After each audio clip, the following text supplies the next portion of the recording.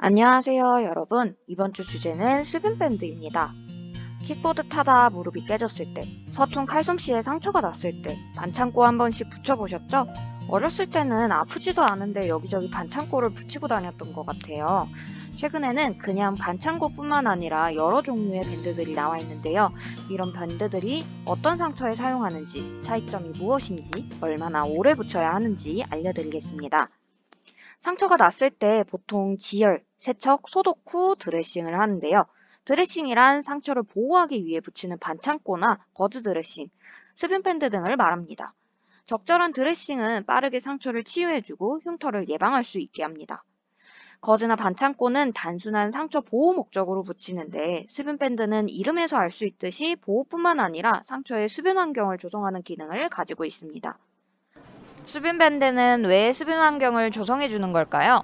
거즈나 반창고는 수분의 증발을 막지 못하기 때문에 건조한 환경을 만듭니다. 따라서 딱지가 생성되며 딱지 아래의 피부 속을 따라 재생하므로 상처 회복 속도가 더딥니다. 반면 수분밴드는 외부 세균 및 이물질을 차단해주며 수분 증발을 막고 진물을 흡수하여 촉촉한 환경을 만들어줍니다. 딱지가 생기지 않아 피부 재생 속도가 빠르며 진물에 포함된 상처 치유 인자들이 상처 치유를 도와줍니다. 하지만 수분 환경은 세균이 잘 번식하므로 이미 감염된 상처에는 연고를 발라야 합니다.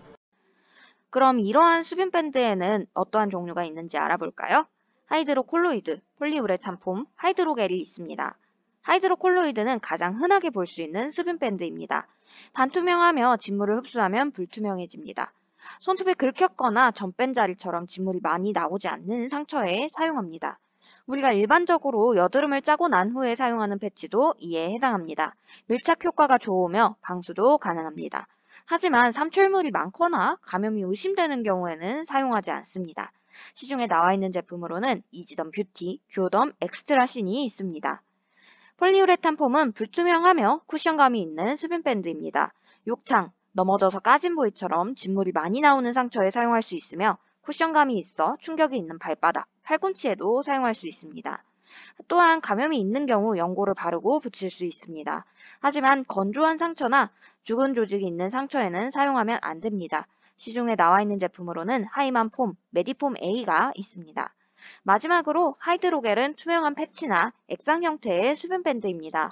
하이드로겔 자체가 수분을 함유하고 있어 수분 환경을 유지해주며 괴사 조직 제거를 촉진합니다. 그렇기 때문에 햇볕에 타거나 끓는 물에 댄 경우 부분 화상에 사용합니다. 딱딱한 딱지가 생긴 상처에도 사용할 수 있습니다. 진물을 흡수하지 못하며 2차 드레싱이 필요합니다. 시중에 나와 있는 제품으로는 하이만 번, 바이오다신 60이 있습니다.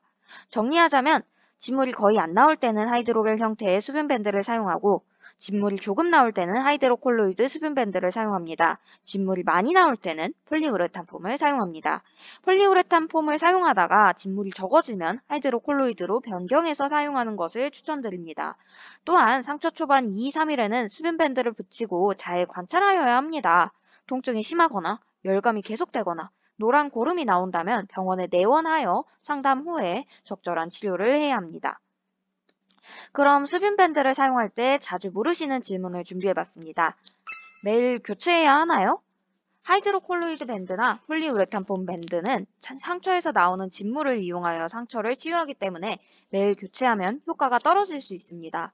밴드의 대부분이 불투명해졌거나 진물이 새어나올 때 손을 깨끗이 닦은 후 교체해주세요. 보통 하이드로콜로이드는 3에서 5일, 폴리우레탄 폼은 3일 이내로 교체하시면 됩니다. 하이드로겔형은 자체 수분을 이용하여 진물이 거의 나오지 않는 상처를 치유하기 때문에 수분이 다 날아가기 전에 교체해 주어야 합니다. 보통 하루 2, 3회 주기로 교체하시면 됩니다. 여드름에 붙였는데 효과가 없어요. 여드름 패치는 보통 하이드로콜로이드로 상처 치유에 도움이 되는 드레싱입니다. 따라서 여드름을 짜기 전에 사용하면 상처가 난 상태가 아니므로 효과가 없습니다.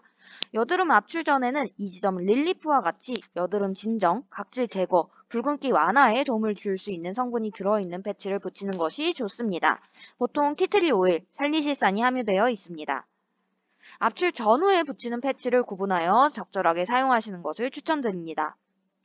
언제까지 붙이는 것이 좋나요? 진물이 나오지 않고 살이 다 차오를 때까지 붙이는 것이 좋습니다. 보통 1, 2주가 걸린다고 합니다. 지금까지 상처 치유에 사용하는 수분밴드에 대해 알아보았습니다. 본인의 상처에 알맞은 수분밴드를 선택하셔서 상처가 빠르고 흉터 없이 회복되기를 기원합니다. 너무 심한 상처는 병원에 가야 한다는 사실도 잊지 말아주세요. 다음 주에도 더욱 알찬 내용으로 돌아오겠습니다.